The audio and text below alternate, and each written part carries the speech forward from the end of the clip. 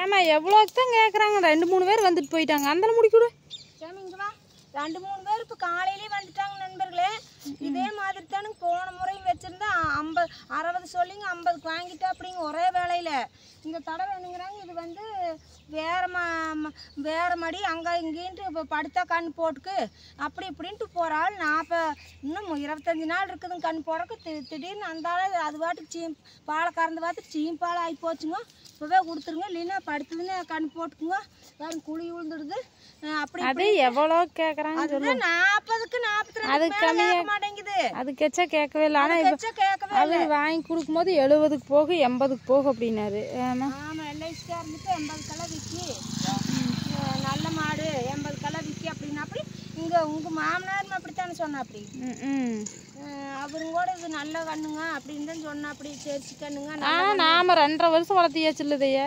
போன பொங்கலுக்கும் இருந்துச்சு, இந்த பொங்கலும் முடிஞ்சிருச்சு. முந்தைய வாங்கினதுங்க நண்பர்களே. போன பொங்கலும் இந்த பொங்கலும் முடிஞ்சதுங்க. இன்னொரு பொங்கலும் வந்துட மாட்டிருக்குது. ஆனால் இது மட்டும் இவ்வளவு நாள் நாங்கள் வச்சிருந்து வளர்த்திட்டாங்க. 2-3 தடவை ஊசி போட்டோம்.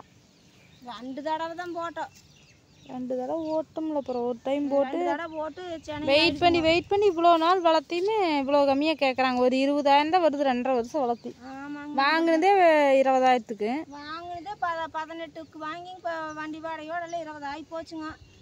அப்புறம் பச்சை இந்த மாடு எவ்வளோக்கு போகுன்னு சொல்லுங்க. யாராவது தவிடு வாங்கி போட்டதுங்க. பச்சை தட்டு 5-4 டைம் வாங்கி போட்டதுங்க.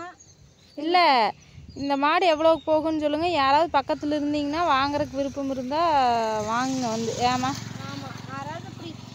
Kolappalur side, Seviyur side, Siruvalur side இந்த மாதிரி இருந்தீங்கன்னா, கோபியில் இருந்தீங்கன்னா கூட வாங்க. வியாபாரம் பண்ணுறது இருந்தால் வாங்க. அப்புறம் என்னங்கிற அப்படிங்க சென மாட்டுக்களும் சம்பளுங்க சும்மா வெறுங்கன்று விற்கிதாம ஏகப்பட்ட ரேட்டுக்குங்க. கிடாரி கண்ணு சும்மா கண்ணு வளர்த்துறக்கு வாங்குறாங்களாம். ஃபுல்லாக வியாபாரமாக நம்மக்கிட்ட வாங்குற சென மாடு மட்டும் யாருமே வாங்க மாட்டேங்கிறாங்களாம். அப்படின்னு வந்து இப்போ ஒரு 3 பேருங்க ஒரே மாதிரி வேசிட்டு போகிறது. அவங்க பேசுனதுலேயும் எனக்கு நீ மாட்டுக்கனே வேண்டாங்கிற அளவுக்கு ஆகி போச்சுங்க. அந்த அளவுக்கு டார்ச்சர் பேசிட்டு போகிறாங்க. சரி, நீ யாராவது மாடு வியாபாரம் பண்ணிட்டு இருந்தாங்கன்னா பக்கத்தில் இருந்தாங்கன்னா சொல்லுங்க. உங்களுக்கு தேவைப்பட்டாலும் சரி, இல்லை வளர்த்துறதுக்கு வீட்டுக்கு தேவை அப்படின்னாலும் சரி, சொந்தக்காரங்களுக்கு யாராவதுக்கு வேணும்னா கேளுங்க. என்ன ரேட்டுக்கு போகுன்னு கமெண்டில் சொல்லுங்கள். அக்கம் பக்கத்தில் கோபி சைடு இந்த மாதிரி இருந்தீங்கனாலும் வந்து வாங்கிட்டு போங்க. நல்ல மாடு. மாடுங்க பாயறதும் பாயாதுங்க. சாதுவான மாடுங்க. இப்படி கைவிட்டாலும் ஒன்றும் பண்ணாதுங்க. அப்போ ஏற்பட்ட மாட்டுக்கணுங்க. தீனும் நல்லா பால் கறக்கும் போதெல்லாம் அதெல்லாம் ஒரு சிலர் எட்டி உதச்சிருப்பாங்க. இது அந்த மாதிரிலாம் இல்லைங்க. அமைதியாக பொறுமையாக. மாமனார் தான் சொன்னா அப்படிங்க. ஒரு மாட்டை வாங்கிட்டு வந்துங்க கண் போட்டோம்னா கோசி கிட்ட கொண்டு போனது எட்டி உதச்சி அங்கே போய் விழுந்துட்டுனாரு. எனக்கு சிரிப்பே தாங்க முடியல. இது அந்த மாதிரிலாம் வராதுங்க. சூப்பரான மாடுங்க. நீங்கள் யாராவது எனக்கெல்லாம் வளர்த்துறக்கு சௌரியம் இருந்தால் நானே வளர்த்திக்கணுங்க. சரி, யாராவது இருந்தால் சொல்லுங்க நண்பர்களே.